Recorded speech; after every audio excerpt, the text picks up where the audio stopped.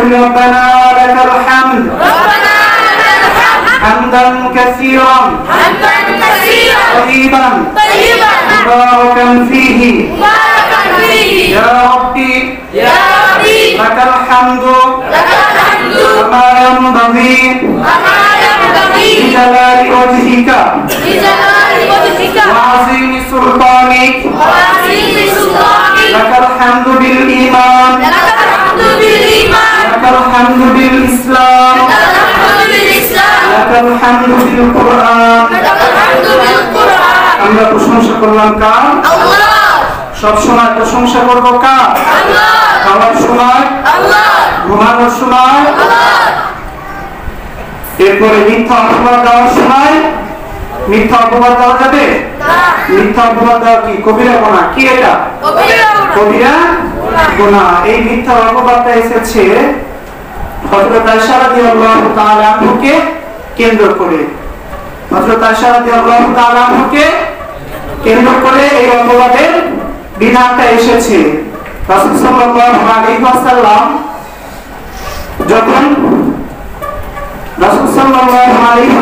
যখন যুদ্ধ শেষে যখন মদিনার নিকটবর্তী হলেন, নিকটবর্তী হওয়ার পর যখন গভীর রাত হয়ে গেল, রাসূল সাল্লাল্লাহু আলাইহি ওয়াসাল্লাম তখন তাঁবু স্থাপন করলেন। তাঁবু স্থাপন করার পরে যখন গভীর রাত হয়ে গেল, শেষ রাতে যখন সবাই জরুরত ছাড়ার জন্য জরুরত ছেড়ে যখন সবাই আবার মদিনার পথে রওনা হবে, ঠিক সেই সময় শেষ রাতে হযরত আয়েশা সিদ্দিকা রাদিয়াল্লাহু তাআলা আনহা নিজের জরুরত ছাড়ার জন্য দূরে কোথাও গেলেন। কিন্তু সেখানে তখন জরুরত ছাড়ার পরে যখন আবার কাফেলার মাঝে চলে আসলেন, তখন তিনি দেখলেন যে তার গলার হাতটা কি নেই, তার গলার হাত নেই। কি নেই? তার গলার হাতটা নেই। তিনি আবার যেখানে গেছিলেন জরুরত ছাড়ার জন্য তিনি সেখানে গেলেন। তিনি সেখানে আবার গেলেন, আয়েশা দেখলেন যে কাফেলা নেই। কি নেই? কাফেলা নেই। রাসূল সাল্লাল্লাহু আলাইহি ওয়াসাল্লাম সাদ রাদিয়াল্লাহু তাআলা আনহুকে সাফওয়ান রাদিয়াল্লাহু তাআলা আনহুকে হযরত সাফওয়ান রাদিয়াল্লাহু তাআলা আনহুকে দায়িত্ব দিয়েছিলেন এই কাফেলা যখন এখান থেকে চলে যাবে, তুমি সর্বশেষ আসবে যে দেখবে এই কাফেলায় কেউ কোন জিনিস পড়ে আছে কিনা। হযরত সাফওয়ান রাদিয়াল্লাহু তাআলা আনহু যখন দেখলেন, এসে দেখলেন হযরত আয়েশা রাদিয়াল্লাহু তাআলা আনহুকে তিনি চিনে ফেললেন। তখন পর্দার বিধান নাযিল হয়েছিল, কিন্তু পর্দার বিধানের নাযিলের পূর্বেই হযরত আয়েশা রাদিয়াল্লাহু তাআলা আনহুকে হযরত সাফওয়ান রাদিয়াল্লাহু তাআলা আনহু দেখতে পেয়েছিলেন। এইজন্য তিনি বললেন, ইন্না লিল্লাহি ওয়া ইন্না ইলাইহি রাজিউন। আমি আল্লাহকে ভয় করি। কাকে ভয় করি? আল্লাহকে ভয় করি। হযরত সাফওয়ান রাদিয়াল্লাহু তাআলা আনহু যখন হযরত আয়েশা রাদিয়াল্লাহু তাআলা আনহুকে উটের পিঠে চড়িয়ে আবার রওনা দিলেন, তিনি দুপুর টাইমে কাফেলার সাথে মিলিত হলেন। কাফেলার মাঝে ছিল আব্দুল্লাহ বিন উবাই বিন সুলুল। এই মুনাফিক শয়তান ছিল। এই মুনাফিক শয়তান সে রচনা করে দিল যে সাফওয়ান রাদিয়াল্লাহু তাআলা আনহুর সাথে হযরত আয়েশা রাদিয়াল্লাহু তাআলা আনহার কোনো একটা সম্পর্ক আছে। নাউযুবিল্লাহি মিন যালিক।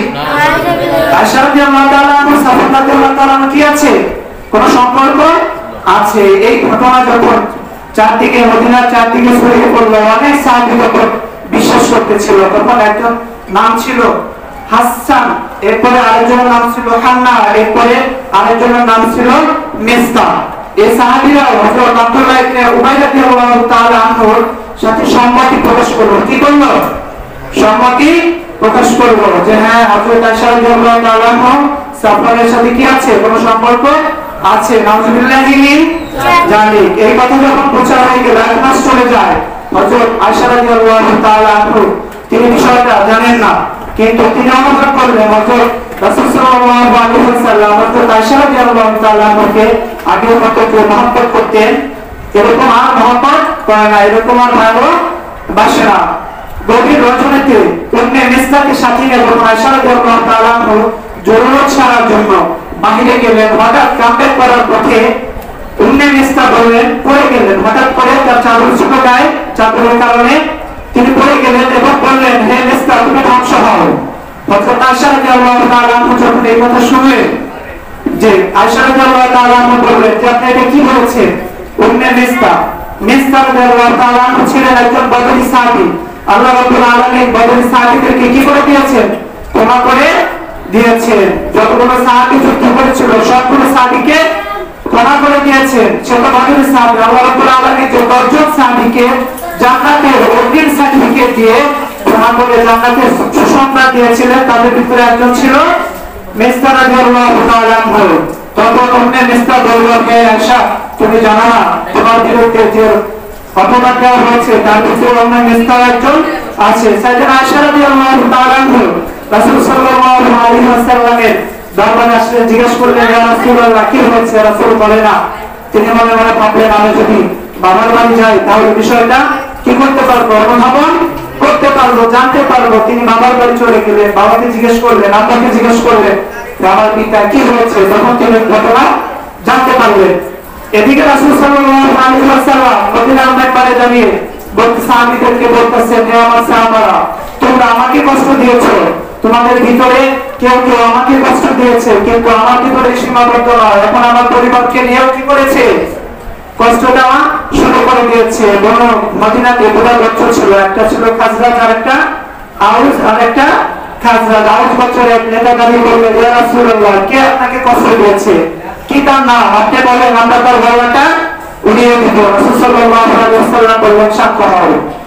এরপর রাসূল সাল্লাল্লাহু আলাইহি ওয়াসাল্লাম যখন আয়েশা রাদিয়াল্লাহু তাআলা আনহার বাড়িতে গেলেন, হযরত আয়েশা রাদিয়াল্লাহু তাআলা আনহাকে জিজ্ঞেস করলেন, হে আয়েশা, তুমি যদি কোনো অপরাধ করে থাকো তাহলে আমাকে কি করো, আমার কাছে বলো, আমি আল্লাহর দরবারে কি করব, ক্ষমা প্রার্থনা করব। আয়েশা রাদিয়াল্লাহু তাআলা আনহা বললেন, ইয়া রাসূলুল্লাহ, আমি অপরাধ করিনি, কিন্তু আমি যদি এখন বলি যে আমি অপরাধ করিনি, আপনি বিশ্বাস করবেন কিনা জানি না। আর যদি অপরাধ স্বীকার করি তাহলে 99% আপনি বিশ্বাস করবেন, 10% অবিশ্বাস করবেন। এর প্রশ্ন উত্তর দেওয়ার জন্য বাবাকে বললো যে, হে বাবা, তোমার পক্ষ থেকে উত্তর দিয়ে দাও। বাবা বললো যে, না, আমি এই বিধানের উত্তর দিতে পারবো না। এরপর আম্মুকে বললো যে, আমার পক্ষ থেকে আপনি উত্তর দিয়ে দেন। কিন্তু মা বললো যে, না, আমি কি করতে পারবো না, এ ব্যাপারে কোনো সিদ্ধান্ত দিতে পারবো না। হযরত আয়েশা রাদিয়াল্লাহু তাআলা আনহা বললেন, আমার ব্যাপারে একমাত্র সিদ্ধান্ত কে দিবে, আল্লাহ তাআলা দিবে। আমার সিদ্ধান্ত যে আমি অপরাধ করি নাই, যদি কোনো আমার ব্যাপারে কোনো সিদ্ধান্ত আসে তাহলে আল্লাহ তাআলা। এরপর আল্লাহ তাআলা সূরা নূরের 11 থেকে 20 নম্বর আয়াত পর্যন্ত জানিয়ে দেন। রাসূল সাল্লাল্লাহু আলাইহি ওয়াসাল্লাম তখন খুশি মনে বাড়ি চলে গেলেন। বলেন সুবহানাল্লাহ। অপবাদ যে কি অপবাদ জিনিস, অপবাদের বিধান হচ্ছে কেউ যদি কারো বিরুদ্ধে অপবাদ দেয় তাহলে 80টা দৌড়া মারতে হবে। কয়টা? 80টা দৌড়া মারতে হবে। এক নাম্বার হচ্ছে কি করা যাবে না, কাউকে অপবাদ দেওয়া যাবে না। এরপর আল্লাহ রাব্বুল আলামিন বলছেন, ওয়ালা তালমিজু ওয়ালা তানাকাসু বিল আলকাব, তোমরা একে অপরকে কি দিবে না, মন্দ নামে ডাকবে না। আমরা একজনের নাম আরেকজনের নামকে বিকৃত করে ডাকি কি ডাকি না, একজনকে আরেকজনকে বিকৃত নামে ডাকা যাবে না। অমিন হুসনুল ইসলাম, অমিন হুসনুল ইসলামিল মারই তাকুরু মালা ইয়া ইসলাম, ওই জিনিসটা, ওই বিধানটাই চুজ করেছে যে বিধানটা কি না ইসলাম পছন্দ করে না, বা আমরা পছন্দ করি না, মুসলিম পছন্দ করে না, ওই বিধানটা ইসলাম কি করে নাই, অ্যাকসেপ্ট করে না। এই জন্য আমরা যারা একে অপরকে হাস্যোচ্ছলে ঠাট্টা বিদ্রুপ হাসি কৌতুকের সাথে একজন আরেকজনকে নিয়ে যে বিদ্রুপ নামে ডাকি, এটা কি করা যাবে না, ডাকা যাবে না। বিসমিল ইসমুল ফুসুকু বাদাল ঈমান, ইসলাম গ্রহণ করার পরে সবচেয়ে নিকৃষ্ট কাজ হলো অপরকে কি নামে ডাকা, নিকৃষ্ট নামে ডাকা। এই জন্য সাবধান, আমরা যারা একে অপরকে ক্রিয়া ছলে, খারাপ ছলে, দুষ্টবশত মানে ভুলবশত কোনো কি করি, একজন অপরজনকে অপর নামে ডাকি, তাহলে কি করা যাবে না, এই যে অপরকে কি করা যাবে না, মন্দ নামে ডাকা যাবে না। এরপর আল্লাহ রাব্বুল আলামিন বলছেন, ইয়া আইয়ুহাল্লাযীনা আমানু তানিবু কাসীরাম মিনাজ-যন্নি ইন্না বা'দাজ-যন্নি ইসমুন ওয়া লা তাজাসসু ওয়া লা ইয়াগতাব বা'দুকুম বা'দা। আল্লাহ রাব্বুল আলামিন বলেন, ও আমার বান্দারা, তোমরা কখনো ধারণাবশত আন্দাজ অনুমান করে কোনো কথা বলো না। কি বলা যাবে না, আন্দাজ অনুমান করে কোনো কথা বলা যাবে, কথা বলতে হবে। আন্দাজ অনুমান করে কোনো কথা বলা যাবে, আন্দাজ অনুমান বশত কোনো কথা বলা যাবে না। আল্লাহ রাসূল সাল্লাল্লাহু আলাইহি ওয়াসাল্লাম বলেন, ইয়াকুম ওয়াজ-যন্ন ফা ইন্নাজ-যন্না আকযাবুল হাদিস, তোমরা আন্দাজ অনুমান করে কোনো কথা বলো না, আন্দাজ অনুমান করে কথা বললে পাপ হয়। কি হয়? কি হয়? জোরে বলেন কি হয়? আন্দাজ অনুমান করে বললে কি হয়? আমরা কি আন্দাজ অনুমান করে কথা বলবো? এরপর আল্লাহ রাব্বুল আলামিন বলেন ওয়ালা তাকুফু মা লাইসা লাকা বিহি ইলম, যে বিষয়ে তোমাদের কোনো জ্ঞান নেই সে বিষয়ে তোমরা কোনো কথা বলো না। তাহলে আমরা যদি কোনো সিদ্ধান্ত দিতে যাই সে বিষয়ে আমাদের জানা থাকা দরকার আছে না নাই? আমাদের আগে জানতে হবে, আমাদের কনসেপ্ট ক্লিয়ার করার পরে তারপরে আমাদের কোনো ডিসিশন দিতে হবে, কোনো সিদ্ধান্ত দিতে হবে। কেউ যদি কোনো প্রশ্ন করতে আসে সেই প্রশ্নটা আপনাকে জানার পরে ক্লিয়ার করার পরে সেই প্রশ্নের উত্তর আপনাকে দিতে হবে। আপনি চাইলে কি করতে পারবেন না, আমরা জনমান করে কোনো প্রশ্নের উত্তর দিতে পারবেন না। এরপর আল্লাহ রাব্বুল আলামিন বলছেন ওয়ালা তাজাসসু, তোমরা গোয়েন্দাগিরি করো না। কি করো না? গোয়েন্দাগিরি করো না। কথা বলতে হবে, কি করো না? গোয়েন্দাগিরি করো না। গোয়েন্দাগিরিটা কি? হারাম। গোয়েন্দাগিরি করা হারাম করেছে কে? আল্লাহ। তোমরা দোষ একজনের দোষ খুঁজে বের করো না, তোমরা একজনের দোষ খুঁজে বের করো না। সরকার যে গোয়েন্দা বিভাগ রেখেছে, রাসূল সাল্লাল্লাহু আলাইহি ওয়াসাল্লামের জামানাতেও গোয়েন্দা বিভাগ ছিল। এই গোয়েন্দা বিভাগের লিডার ছিলেন, প্রধান ছিলেন হুযায়ফা ইয়ামানী রাদিয়াল্লাহু তাআলা আনহু। কে? হুযায়ফা ইয়ামানী রাদিয়াল্লাহু তাআলা আনহু। জোরে সালাম করে বলেন কে? নামটা কি? হুযায়ফা ইয়ামানী। একজন জাতীয় সাহাবী। এই সাহাবীর নামগুলো কি করতে হবে? মনে রাখতে হবে। হুযায়ফা ইয়ামানী রাদিয়াল্লাহু তাআলা আনহু গোয়েন্দাদের লিডার ছিলেন। রাসূল সাল্লাল্লাহু আলাইহি ওয়াসাল্লাম তাকে লিডার হিসেবে চুজ করেছিলেন। কিন্তু আমরা সাধারণ মানুষ যে গোয়েন্দাগিরি করি এটা করা যাবে না, এটা হারাম করেছে কে? আল্লাহ। গোয়েন্দাগিরি মানুষ মুসলমান দুটা ধারণা করে। কয়টা? দুইটা। দুইটা রাস্তা আছে, একটা হচ্ছে পজিটিভ আর একটা হচ্ছে নেগেটিভ। মুসলমান সবসময় পজিটিভ ধারণা করে। কি ধারণা করে? পজিটিভ ধারণা করে। আর মুনাফিক যারা, তারা কি ধারণা করে? নেগেটিভ ধারণা করে। মুসলমান যারা তারা সবসময় পজিটিভ ধারণা করবে, আর যারা মুনাফিকদের ধারণা কেমন হয়? সবসময় নেগেটিভ। আয়াতুল মুনাফিকি সালাসাতুন। মুনাফিকরা যখন কথা বলে মিথ্যা বলে। কি বলে? মিথ্যা বলে। ওয়া ইযা হাদাসা কাযাবা ওয়া ইযা ওয়াদা আখলাফা ওয়া ইযা তুমিনা খানা। মুনাফিকরা যখন কথা বলে মিথ্যা কথা বলে, যখন কোনো ওয়াদা করে সেটা কি করে? ভঙ্গ করে। যদি কোনো আমানত মুনাফিকের কাছে রাখা হয় সেটা মুনাফিকরা কি করে? আমানতের খেয়ানত করে। এজন্য মুনাফিকের যে স্বভাবগুলো আমাদের মাঝে আছে ওগুলো কি করতে হবে? পরিত্যাগ করতে হবে। আল্লাহ রাসূল সাল্লাল্লাহু আলাইহি ওয়াসাল্লাম বলেন মান সাতারা মুসলিমান সাতারাহুল্লাহু ফিদ দুনিয়া ওয়াল আখিরাহ ওয়া মান কাশাফা মুসলিমান কাশাফাহুল্লাহু ফিদ দুনিয়া ওয়াল আখিরাহ। যদি কোনো মুমিন অপর কোনো মুমিনের দোষকে প্রকাশ করে দেয় তাহলে আল্লাহ তাআলা তার কিয়ামতের ময়দানে তার সমস্ত গুনাহগুলোকে প্রকাশ করে দিবেন কে? আল্লাহ। আর যদি কোনো মুমিন যদি অপর কোনো মুমিনের দোষকে গোপন রাখে তার কিয়ামতের ময়দানে হাজারো মানুষের সামনে তার দোষটা গোপন রেখে দিবেন কে? আল্লাহ। এই জন্য আমরা একজন আরেকজনের দোষ কি করবো না? প্রকাশ করবো না, বুঝবো না। আমরা তাকে কি করবো? তার জন্য দোয়া করবো। যদি সে অন্যায় করে তার জন্য আল্লাহর কাছে দোয়া করবো, আল্লাহ তুমি তাকে হেদায়েত দাও, তাকে ইসলামের পথে এনে দাও। আপনি খুঁটে তার দোষগুলো কি করতে পারবেন না? জাস্টিফাই ফাইন্ড আউট করতে পারবেন না। এরপর আল্লাহ রাব্বুল আলামিন বলছেন ওয়ালা ইয়াগতাব বা'দুকুম বা'দা, তোমরা একজন আরেকজনের গীবত করবে না। গীবত, this is the most important of our life. এটা হচ্ছে আমাদের জীবনের সবচেয়ে বড় দায়িত্ব। আমরা আরেকজনের কি করবো না? গীবত করবো না। জোরে কথা বলতে হবে, কি করবো না? গীবত করা যাবে না। আল্লাহ রাসূল সাল্লাল্লাহু আলাইহি ওয়াসাল্লাম সাহাবীদেরকে জিজ্ঞেস করলেন ওয়া মা সাহাবারা আতাদরুনা আল গীবা, তোমরা কি গীবত কি জানো? তোমরা কি গীবত সম্পর্কে কিছু জানো? সাহাবীরা বলল আল্লাহু ওয়া রাসূলুহু, আল্লাহ তার রাসূল ভালো জানেন। রাসূল সাল্লাল্লাহু আলাইহি ওয়াসাল্লাম বললেন যিকরুকা আখাকা মা ইয়াকরাহু, তোমার ভাই সম্পর্কে এমন কোন কথা বলা যে শুনলে তোমার ভাই কষ্ট পাবে। কি পাবে? এমন কোন কথা বলা যেটা শুনলে তোমার ভাই কি পাবে? কষ্ট পাবে। তাহলে গীবত সম্পর্কে কনসেপ্ট ক্লিয়ার। এমন কোন কথা বলা যাবে না যেটা শুনলে কি করবে?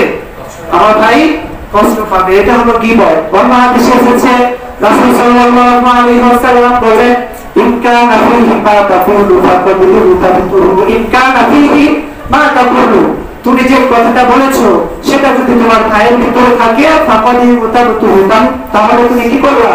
গীবত করলা। কি করলা?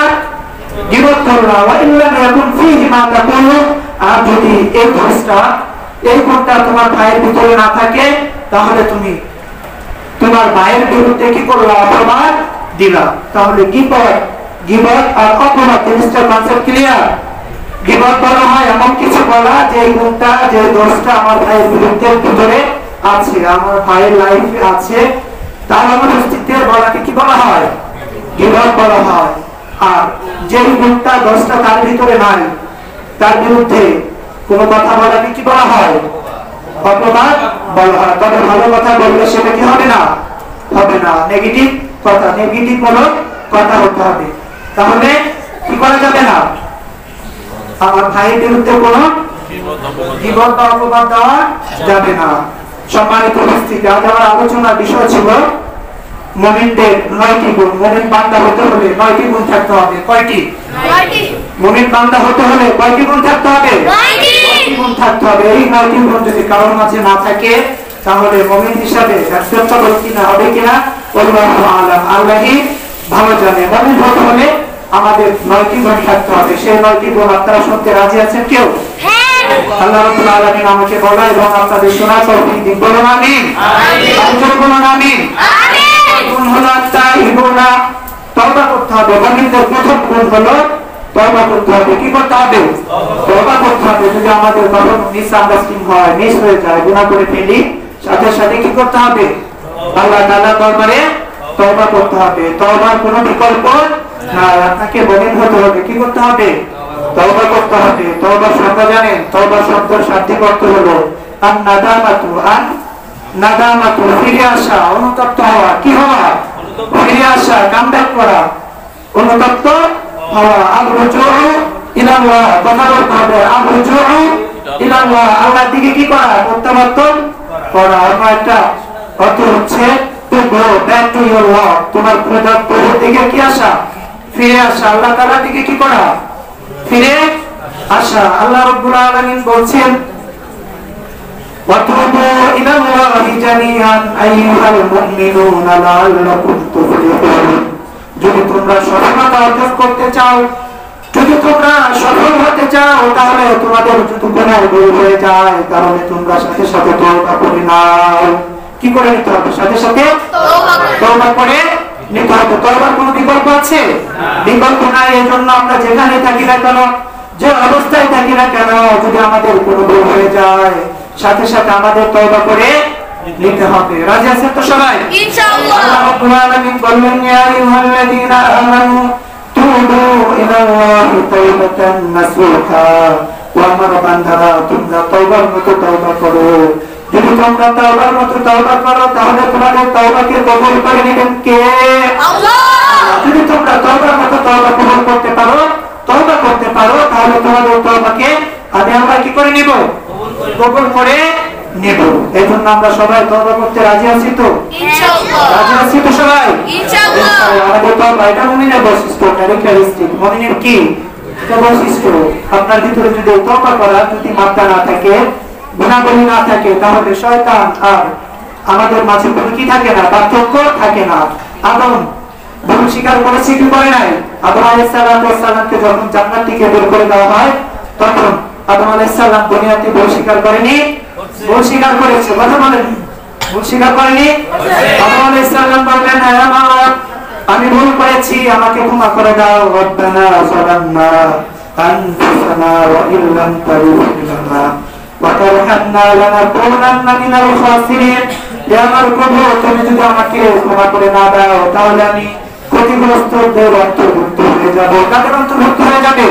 যারা ক্ষতিগ্রস্ত, যারা বিপদগামী হয়েছে, তাদের অন্তর্ভুক্ত হয়ে যাবে। এজন্য আমরা সবাই তওবা করতে রাজি আছি তো? তওবা সম্পর্কে আল্লাহ রাসূল সাল্লাল্লাহু আলাইহি ওয়াসাল্লাম বলেন, আবু হুরায়রা রাদিয়াল্লাহু তাআলা বললেন قال رسول الله صلى الله عليه وسلم والله واستغفر الله واتوب اليه في اليوم اكثر من 70 مرة আমার সাহাবারা শোনো আমি একটা নয় দুবার নয় প্রতিদিন 70 বার তওবা করে থাকি কয়বার তওবা করে থাকেন আপনারা কি ক্লান্ত হয়ে গেছে মনোযোগ আছে মনোযোগ আছে আপনাদের সেন্সটা ফিরে নিয়ে আসেন তো কয়বার তওবা করে থাকেন রাসূল 70 বার কয়বার তওবা করেন 70 বার কয়বার আমরা কয়বার তওবা করি বলেন তো এবার আমরা কি আমাদের মনে হয় যে আমরা 5 ওয়াক্ত নামাজ ব্যতীত আমরা কোনো তওবা করি না 5 ওয়াক্ত নামাজের শেষে শুধু আমরা একটু মোনাজাত করি অথবা ইমাম সাহেবের পিছনে বা ব্যক্তিগতভাবে কেউ করি এছাড়া আমরা কখনো সকাল দুপুর বিকেলে সন্ধ্যায় রাতে আমরা কখনো কেউ তওবা করি আমরা আসলে করি না এইজন্য আল্লাহ রাব্বুল আলামিন বলছেন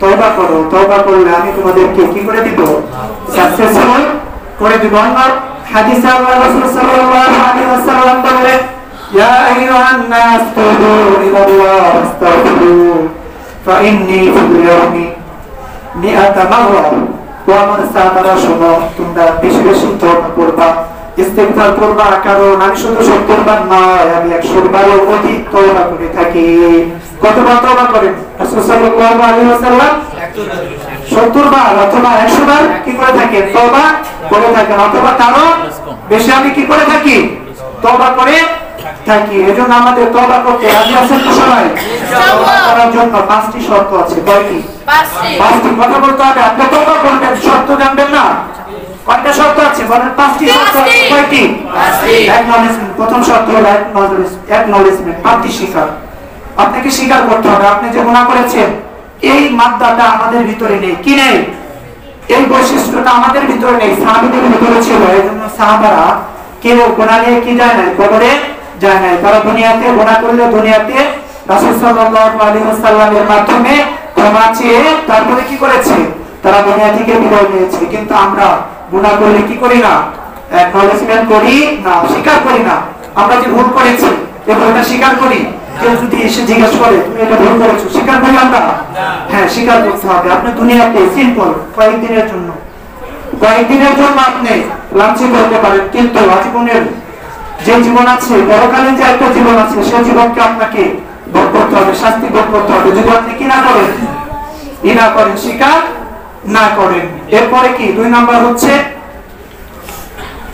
কন্টেন্টমেন্ট আপনাকে অনুতপ্ত হতে হবে লজ্জিত হতে হবে আপনি যে গুনাহটা করেছেন তার জন্য কি করতে হবে অনুতপ্ত হতে হবে কি হতে হবে অনুতপ্ত হতে হবে আমি গুনাহ করেছি এই গুনাহর জন্য কি করতে হবে অনুতপ্ত হতে হবে 3 নাম্বার হলো যে স্টপ টেনে যেতে হবে এই গুনাহটা যেন আপনার দ্বারা আর সংগঠিত না হয় এজন্য আপনাকে কি করতে হবে টেনে যেতে হবে এই গুনাহটা করা যাবে না 4 নাম্বারটা হলো যে এই গুনার জন্য আপনার দিলে ঘৃণা সৃষ্টি করতে হবে কি সৃষ্টি করতে হবে ঘৃণা সৃষ্টি করতে হবে এই গুনাহটার জন্য কি করতে হবে ঘৃণা সৃষ্টি করতে হবে 5 নাম্বার হলো এই গুনাহটা জানি আপনি আর কখনোই দ্বিতীয়বার আপনার জীবন থেকে রিপিট না হয় আপনার জন্য জীবন আর না করেন এজন্য কি করতে হবে সংকল্প করতে হবে প্রতিজ্ঞা করতে হবে এজন্য এই 5টা শর্ত মেনে আমরা তওবা করতে রাজি আছি তো সবাই ইনশাআল্লাহ আল্লাহ আমিন এই শর্তগুলো মেনে তওবা করার তৌফিক দিন বলুন আমিন আমিন হাবিব সাল্লাল্লাহু আলাইহি ওয়াসাল্লাম বলেন কুল্লুকুম খাত্তাউন ওয়া খায়রুল খাত্তাইন আমরা সবাই পাপী আমাদের পাপীগুলোর মধ্যে ওই ব্যক্তি সর্বোত্তম যে পাপী তওবা করে কি করে এই যে ব্যক্তি কি করে তওবা করে কোন ব্যক্তি যদি আমাদের মাঝে যদি আমরা কেউ গুনাহ করি সেই গুনাহ করার পরে যদি আমরা তওবা করি তাহলে যে তওবা করবে সে কি হবে সর্বশ্রেষ্ঠ হবে আল্লাহ রাসূল সাল্লাল্লাহু আলাইহি ওয়াসাল্লাম বলেন আদাবা মিনাজ জামবি কামা লা জামবা লাহু যদি কোনো বান্দা তওবা করে তাহলে ওই বান্দাটা ওই ব্যক্তি ওই শিশু বাচ্চা না হয়ে যায় যে বাচ্চাটা সর্বভূমিষ্ঠ হয়েছে কি হয়েছে সর্বভূমিষ্ঠ হয়েছে এজন্য আমরা তওবা করতে রাজি আছি তো সবাই ইনশাআল্লাহ আল্লাহ আমিন আমাদেরকে তওবা করার কি দিও তৌফিক দিও এরপরে 2 নাম্বার মনের বৈশিষ্ট্য হলো আল্লাহ আবিদুনা কি 2 নাম্বার বৈশিষ্ট্য কি আল্লাহ আবিদুনা ইবাদত করতে হবে কি করতে হবে ইবাদত করতে হবে। আমরা কার ইবাদত করব? আল্লাহ। শয়তানের ইবাদত করব না। আমরা কখনো কার ইবাদত করতে পারি না? শয়তানের ইবাদত করতে পারি না। আমরা ইবাদত করব কার? আল্লাহ। আল্লাহ।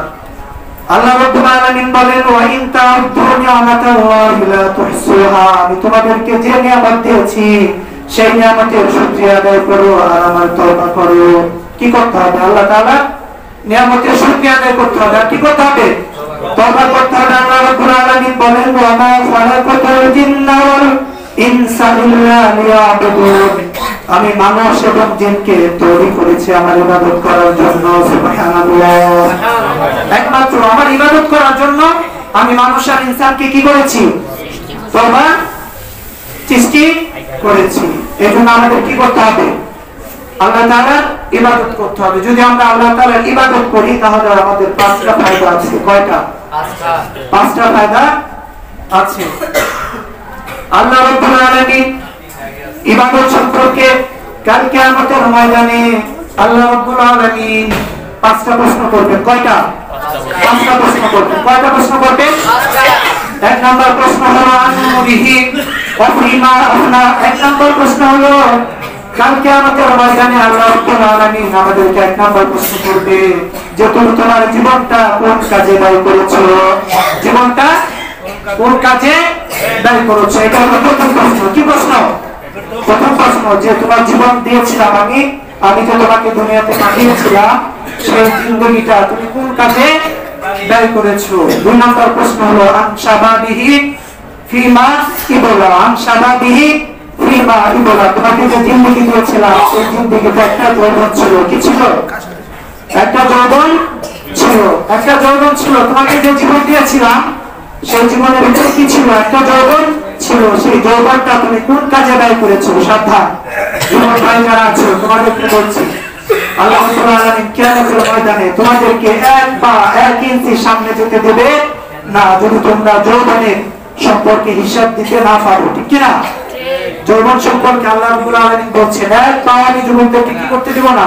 সামনে অগ্রসর হতে দিব না যদি তারা যৌবনের হিসাব দিতে না করে। তিন নাম্বার প্রশ্ন হলো আমালিহি মিন আইনা ইত্তাসালা। তুমি কোন পথে সম্পদ অর্জন করেছো? তুমি কোন পথে সম্পদ অর্জন করেছো? কোথা থেকে সম্পদ অর্জন করেছো? কিভাবে সম্পদ অর্জন করেছো? সম্পদ অর্জনটা কি হালাল ছিল নাকি হারাম ছিল? অবৈধ পন্থায় সম্পদ অর্জন করেছো নাকি বৈধ পন্থায় সম্পদ অর্জন করেছো? আইনিকাল দিতে হবে। কিন্তু আমি কি দিতে হবে না বলেন? এই জন্য আমরা যারা আছি সম্পদ শুধু পাঁচতলা বাড়ি করার জন্য শুধু অনেক সময় আকাঙ্ক্ষা আমাদের কিভাবে বাড়ি গাড়ি করবো না, আপনাকে সব পন্থায় বৈধ পন্থায় কি করতে হবে? আর্ন করতে হবে, ইনকাম করতে হবে। আপনার অবৈধ পন্থায় যদি আপনি ইনকাম করবেন আপনার ছেলে স্ত্রী ভোগ করবে, কিন্তু এর দায়ভার কাকে নিতে হবে? আপনাকেই নিতে হবে। এই জন্য আপনি চাইলে কেউ যদি বুদ্ধি হয় কি করা যাবে না? অবৈধ পন্থায় কোন সম্পদ অবলম্বন করা অর্জন করা যাবে না। চার নম্বর প্রশ্ন হলো ওয়ামালিহি ফিমা আনফাকাহু। যে সম্পদটা তুমি অর্জন করেছো সেটা কোন কাজে ব্যয় করেছো? কোন খাতে ব্যয় করেছো? সেই খাতটা কি ছিল? এটা কি ইসলামিক কোন খাত ছিল নাকি শয়তানের খাত ছিল? কোন খাতে ব্যয় করেছো? এই প্রশ্নটা করবেন কে? আল্লাহ তাআলা। আমরা যারা সম্পদ অর্জন করেছি আমাদের সম্পদের হিসাব দিতে হবে। সম্পদ অর্জন করার যেমন হিসাব আছে আবার ব্যয় করারও হিসাব আছে। এই জন্য আমরা যেন সম্পদ সঠিকভাবে সঠিক কাজে সঠিক পথে সঠিক ওয়েতে ব্যয় করতে পারি। আল্লাহ রাব্বুল আলামিন আমাদের কি দিন তৌফিক দিন। সকলে বলুন আমিন। আমিন। 5 নম্বর প্রশ্ন হলো মাজা আলিমা বিমা আমিলা। তোমাকে যে জ্ঞান দরকার ছিল সেই জ্ঞানটা তুমি কোন কাজে ব্যয় করেছো? কি করেছো? কোন কাজে ব্যয় করেছো? এই 5টা প্রশ্ন। আমার যে ইলম আল্লাহ তাআলা দিয়েছে, আল্লাহ দেয়নি? আল্লাহ তাআলাকে আমাদেরকে ইলম দিয়ে পাঠিয়েছেন। আল্লাহ রাব্বুল আলামিন ফেরেশতাদেরকে জিজ্ঞেস করেছিলেন ইন্নী জাইলুন ফিল আরদি খলিফা। আমি পৃথিবীতে আমার প্রতিনিধি সৃষ্টি করতে চাই। কি করতে চাই? আমার প্রতিনিধি সৃষ্টি করতে চাই। ফেরেশতারা বলেছিল আপনি কি আমার কোন জাতিকে সৃষ্টি করতে চান যারা দুনিয়াতে ভাষা সৃষ্টি করবে? আল্লাহ রাব্বুল আলামিন বললেন না, ইন্নী আ'লামু মা লা তা'লামুন। এরপর আল্লাহ রাব্বুল আলামিন সমস্ত জ্ঞান 18,000 মাখলুকাতের জ্ঞান আদমকে দেওয়ার পরে ফেরেশতারা আল্লাহ রাব্বুল আলামিন জিজ্ঞেস করেছিলেন, আদমকে জিজ্ঞেস করলেন যে এটা এটা ফেরেশতাদের জিজ্ঞেস করলেন যে এটা সম্পর্কে তোমরা বলো। তখন ফেরেশতারা বলল, আপনি যেটা আমাদের শিখিয়েছেন আমরা শুধু সেটাই জানি, কিন্তু আল্লাহ রাব্বুল আলামিন এবং ফেরেশতাদের বললেন যে তোমরা আদমকে এবার প্রশ্ন করো। ফেরেশতারা আদমকে প্রশ্ন করার সাথে সাথে আদম আলাইহিস সালাতু ওয়াস সালাম প্রশ্নগুলো উত্তর দিয়ে দিলেন। বলেন সুবহানাল্লাহ। এইজন্য আল্লাহ রাব্বুল আলামিন আমাদের যে জ্ঞান দিয়েছেন, কোরআন দিয়েছেন, হাদিস দিয়েছেন, এই যে জ্ঞান, এই জ্ঞানটা আমরা অর্জন করে আমাদের জীবনটা কোন পথে পরিচালনা করেছি এটা আমাদের কি করতে হবে? জবাব দিতে হবে। এটা হলো মুমিনের কয় নাম্বার বৈশিষ্ট্য? 2 নাম্বার গুণ। কয় নাম্বার গুণ? আল্লাহ তাআলার ইবাদত করবে। প্রথম গুণ কি ছিল বলেন? তওবা করবে। 1 নাম্বার গুণ কি ছিল বলেন? তওবা করবে। 2 নাম্বার গুণ কি? আল্লাহ তাআলার ইবাদত করবে। 3 নাম্বার মুমিনের গুণ হলো আলহামদুলিল্লাহ, কি প্রশংসা করবে কার? আল্লাহ তাআলা। 3 নাম্বার গুণ হলো মুমিন আল্লাহ তাআলা কি করবে? প্রশংসা করবে। এজন্য আমরা প্রশংসা করতে রাজি আছি তো সবাই ইনশাআল্লাহ। আল্লাহ রাব্বুল আলামিন বলেন আলহামদুলিল্লাহি রাব্বিল আলামিন। যখন কোন বান্দা আলহামদুলিল্লাহ আলহামদুলিল্লাহ বলে তখন মিজানের পাল্লাটা কি হয়ে যায়? পরিপূর্ণ করে দেন কে? আল্লাহ। আমরা যখন আলহামদুলিল্লাহ বলি তখন মিজানের পাল্লাটা কি হয়ে যায়? পরিপূর্ণ হয়ে যায়। কিন্তু আমরা যখন সুবহানাল্লাহ বলি তখন মিজানের পাল্লাটা অর্ধেক করে দেন কে? যখন আমরা সুবহানাল্লাহ বলি তখন মিজানের পাল্লাটা অর্ধেক হয়ে যায়। কিন্তু আমরা যখন আলহামদুলিল্লাহ বলি তখন আমাদের পাল্লাটা কি হয়ে যায়? পরিপূর্ণ হয়ে যায়। এজন্য আমাদের বেশি বেশি কি করতে হবে? আল্লাহ তাআলার প্রশংসা করতে হবে, আল্লাহ তাআলার জিকির করতে হবে, আল্লাহ তাআলার ইস্তিগফার করতে হবে। আমরা যদি আল্লাহ তাআলার ইস্তিগফার করি তাহলে আমাদের কয়টা ফায়দা আছে? 5টা ফায়দা আছে। আল্লাহ রাসূল সাল্লাল্লাহু আলাইহি ওয়াসাল্লাম বলেন, মান লাজিমাল ইস্তিগফার জাআলাল্লাহু লাহু মিন কুল্লি যিকিন মাখরাজা। যদি কোনো বান্দা ইস্তিগফারের সাথে এনি টাইম থাকে, অর্থাৎ এনি টাইম ইস্তিগফার পাঠ করে, আল্লাহ রাব্বুল আলামিন তাকে যাবতীয় বালা মুসিবত থেকে মুক্ত করে দিবে। 1 নাম্বার হলো যত রকমের বালা মুসিবত আছে সবগুলো থেকে মুক্ত করে দিবেন কে? আল্লাহ। শর্ত কন্ডিশন কি? কি করতে হবে? এনি টাইম ইস্তিগফার করতে হবে। 2 নাম্বার হলো ওয়া মিন কুল্লি হামিন ফারাজা। ওয়া মিন কুল্লি হামিন ফারাজা। যত রকমের দুশ্চিন্তা আছে, আপনি যখন আপনার মনে যখন দুশ্চিন্তা আসে তখন আপনি ইস্তিগফার করবেন। কি বলবো? আমরা সবাই ইস্তিগফার করব। আমরা যখন টেনশনে থাকি, টেনশন করার দরকার নেই। সব বালা মুসিবত কার পক্ষ থেকে আসে? আমার বিপদ দিয়েছেন আল্লাহ, আমার বিপদগুলো উদ্ধার করবেন কে? আল্লাহ। এই জন্য সব সময় এনি টাইম আমরা যখন সুচিন্তিত থাকি বা টেনশনে থাকি সব সময় আমরা কার কি করব? ইস্তিগফার করব কার? আল্লাহ তাআলার ইস্তিগফার করব। কি করব? আল্লাহ তাআলা। এটা হলো 2 নাম্বার। 3 নাম্বার হলো ওয়া ইয়ারযুকুহু মিন হাইসু লা ইয়াহতাসিবু। ওয়া ইয়ারযুকুহু মিন হাইসু লা ইয়াহতাসিবু। আমি বান্দার রিজিক কি করে দিব? রিজিকের দায়িত্ব নিয়ে নেব। আমরা রিজিকের জন্য টেনশন করে কি করি না? আপনি যদি ইস্তিগফার করেন আল্লাহ আপনার রিজিকের ব্যবস্থা, আল্লাহ আল্লাহ আল্লাহ আপনার রিজিকের দায়িত্ব নিয়ে নেবেন। কি নিয়ে নেবেন? রিজিকের দায়িত্ব নিয়ে নেবেন। 4 নাম্বার হলো মুস্তাজাবুদ দাওয়া। কি? মুস্তাজাবুদ দাওয়া। শব্দটা সবাই মুখস্থ করবেন। মুস্তাজাবুদ দাওয়া। মুস্তাজাবুদ দাওয়া বলা হয় এমন ব্যক্তিকে যে ব্যক্তি কবুল করলে কবুল করে নেন কে? আল্লাহ। আল্লাহ তাআলা এমন এক ব্যক্তি, এটা মুস্তাজাবুদ দাওয়া এমন একটা বৈশিষ্ট্য। এই বৈশিষ্ট্য যদি যার ভিতরে থাকে তার দোয়াটা আল্লাহ তাআলা কবুল করে নেন। বলেন সুবহানাল্লাহ। সুবহানাল্লাহ। এটা ছিল আমাদের যত নবী এসেছে সব নবীদের বৈশিষ্ট্য। কি? সব নবীদের বৈশিষ্ট্য। সব নবী যখন দোয়া করতে আল্লাহ কবুল করতেন না? কোন নবী দোয়া কবুল করে না এমন কোন ডকুমেন্ট আছে? এমন কোন তথ্য আছে আপনাদের কাছে যে নবীদের দোয়া কবুল করেন নাই? হ্যাঁ, কোন নবী যদি কোন আল্লাহ তাআলার বিরুদ্ধে দোয়া করে তাহলে কি করেন নাই? দোয়া করেন নাই। এই যে আব্দুল্লাহ ইবনে উবাই বিন সুলুল আপনাদের কথা বলছিলাম, এই মুনাফিক রাসূল সাল্লাল্লাহু আলাইহি ওয়াসাল্লামকে প্রশ্ন করা দোয়া করেছিলেন 70 বার। 70 বার না? কিন্তু আল্লাহ তাআলা বলেন, হে নবী আপনি 70 বার কেন? আপনি যদি 70 বার 1000 বারও আপনি এর জন্য দোয়া করেন, আমি আপনার দোয়া কি করব না? কবুল করব না। কিন্তু রাসূল সাল্লাল্লাহু আলাইহি ওয়াসাল্লাম মুস্তাজাবুদ দাওয়া হওয়া সত্ত্বেও রাসূল সাল্লাল্লাহু আলাইহি ওয়াসাল্লামের দোয়াটা কি করা হয় নাই? কবুল করা হয় নাই। এই জন্য দোয়া কবুল যে শর্তগুলো আছে, এই জন্য আল্লাহ তাআলার বিরুদ্ধে যায়, কোরআন হাদিসের বিরুদ্ধে যায় এমন কোন দোয়া করা যাবে না। এটা 9 নাম্বার বৈশিষ্ট্য মুমিনের। 9 নাম্বার বৈশিষ্ট্য বলেন? 4 নাম্বার বৈশিষ্ট্য। 5 নাম্বার বৈশিষ্ট্য কয় নাম্বার বৈশিষ্ট্য? এবার মুমিনের 4 নাম্বার বৈশিষ্ট্য হলো আস-সাইমুনা। কি? আস-সাইমুনা, রোজা রাখবে। কি করবে? মুমিন রোজা রাখবে। কি করবে? মুমিন রোজা রাখবে। আমরা রোজা রাখতে রাজি আছি তো সবাই? ফরজ রোজা, ওয়াজিব রোজা, সুন্নাত মুস্তাহাব, কত রকমের রোজা আছে, সবগুলো আমরা কি করব? রোজা রাখবো। রমজান মাস আসতেছে, রোজা সম্পর্কে আলোচনা করতে গেলে অনেক দীর্ঘ আলোচনা, অনেক সময়ের বিষয়, অনেক টাইমের ব্যাপার। এই জন্য রোজার পূর্ব প্রস্তুতি সম্পর্কে আমরা কয়টা পয়েন্ট জানবো? 8টা পয়েন্ট। কয়টা পয়েন্ট? 8টা পয়েন্ট আমরা জানবো। রোজার পূর্ব প্রস্তুতিমূলক, রোজাকে অগ্রাধিকার দেওয়ার জন্য আমরা 8টা পয়েন্ট আজকে কি করবো? শুনবো। 1 নাম্বার হলো রমজান সম্পর্কে জানবো। কি সম্পর্কে? রমজান সম্পর্কে। আমরা রমজান সম্পর্কে কি জানি? এটা একটা মাসের নাম, ঠিক না? এটা একটা মাস। এই মাসের জন্য আমাকে কি করতে হবে? প্রস্তুতি নিতে হবে। তার দরকার আছে না? হ্যাঁ, এটা কি মাস চলে? এটা রজব মাস চলে। এটা কি মাস? এটা রজব মাসের শেষ জুমা। আজকে রজব মাসের কি জুমা? জুমা, শেষ জুমা। এরপরে মাসটা হচ্ছে শাবান। আল্লাহ রাসূল সাল্লাল্লাহু আলাইহি ওয়াসাল্লাম দোয়া করতেন, বাল্লিগুনা রমাজান, আল্লাহুম্মা বারিক লানা ফিহি রজব ওয়া শাবান ওয়া বাল্লিগুনা রমাজান। হে আল্লাহ, তুমি আমাকে কি করো? রজব পর্যন্ত, শাবান পর্যন্ত বরকত দাও, হায়াত দাও, রমজান পর্যন্ত কি করে দাও? পৌঁছে দাও। যখন রজব পর্যন্ত পৌঁছেছি, রমজান পর্যন্ত আমার হায়াতটা কি করে দাও? পৌঁছে দাও। এজন্য আমরা কি করবো? রমজান সম্পর্কে জানবো। 2 নাম্বার হলো কোরআন সম্পর্কে। দ্য মোস্ট ইম্পর্টেন্ট, যে জন্য আল্লাহ রাব্বুল আলামিন সৃষ্টি করেছেন, একটা বিধান দিয়েছেন, সেটা কি? কোরআন। এজন্য আমরা যদি কোরআন না পড়ে দুনিয়া থেকে যদি চলে যাই, জবাবদিহি কিন্তু আমাদের প্রত্যেককে করতে হবে। রমজান মাস আসতেছে, আমরা সবাই যেন কোরআন থেকে জ্ঞান অর্জন করতে পারি, কোরআন পড়তে পারি সহিষ্ণুত ভাবে।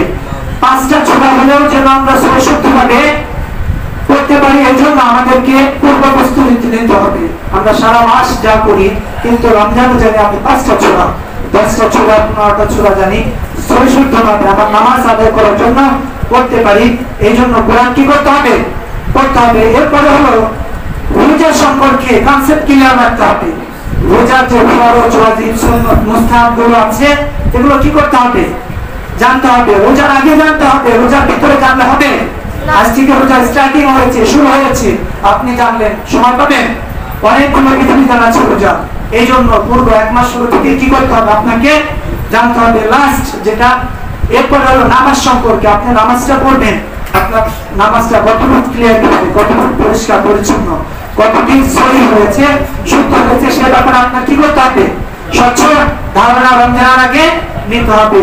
এরপরে আল্লাহ রাব্বুল আলামিন বলছেন যে দোয়া করতে হবে। দোয়ার কথা যদি দোয়া করি, দোয়াটা কবুল করবেন কে? আল্লাহ। রমজানে যেন আমরা বেশি বেশি দোয়া করতে পারি, এই জন্য কি করতে হবে?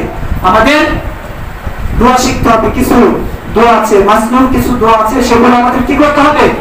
শিখতে হবে। এরপর আল্লাহ রাব্বুল আলামিন বলছেন আমরা যারা ইতিকাফ করব, যারা যুবক আছো তোমাদের জন্য ইতিকাফ, যারা বৃদ্ধ হয়েছে তাদের জন্য কি না ইতিকাফ, তাদের জন্য ইতিকাফ। কিন্তু যুবক যারা আছো তোমাদের জন্য কি প্রতিদান বেশি। বৃদ্ধ বয়সে যখন বৃদ্ধ হয়ে যায় মানুষ, তখন ঘরে একা একা থাকে, কোনো সঙ্গী থাকে না। এই জন্য সে মনে করে যে আমি বৃদ্ধ হয়ে গেছি, আমি এখন কি করি?